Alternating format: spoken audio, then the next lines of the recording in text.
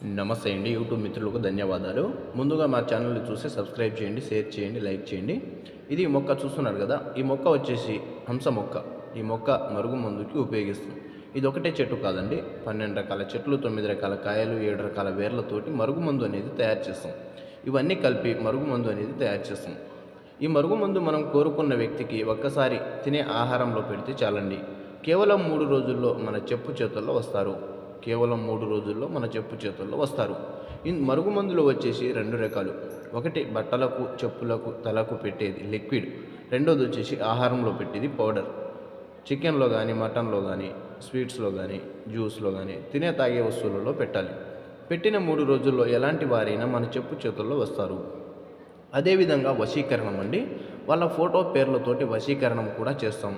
ఎక్కడ ఉన్నా కూడా మీ చెప్పు చేతుల్లో వచ్చేలా చేస్తాము. 100% గ్యారెంటీతో మేమే చేస్తామండి.